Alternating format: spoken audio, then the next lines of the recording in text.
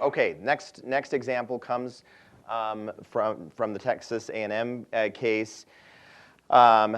We're kind of giving away the end a little bit here, but this is straight from the headlines. Okay, so Michael Bynum is an author who wrote this book about the famous 12th man at Texas A&M University.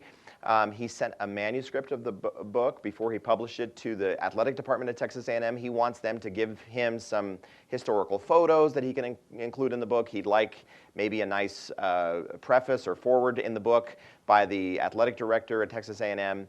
And somebody in the athletic department sees this manuscript floating around and says, you know what would be great? Let's put this on the website. You know, lots of people that come to Texas A&M Athletics website would love to see a copy of this book. Do they need to get permission from the author to put the manuscript on the website? Okay, I see lots of heads nodding. That is, well, as you'll see in just a second, that is correct. Again, just to reiterate, the same two exclusive rights are implicated here.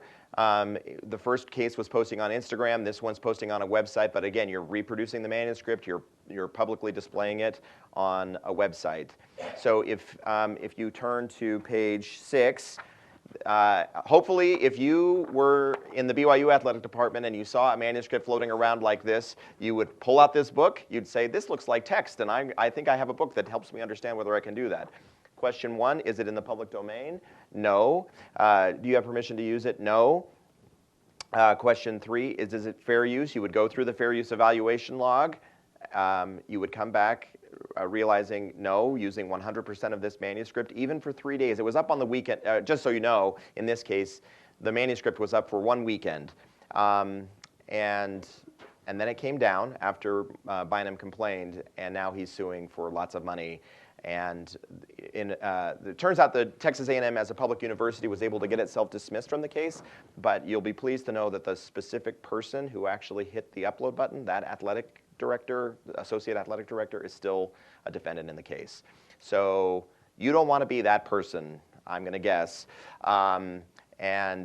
And so ultimately, what if you follow this flow chart, you would arrive down here at the obtain permission, which again just means that you need to go to Michael Bynum and say, hey, can we have your permission to post a manuscript or a portion of it on our website, and just work with him on that.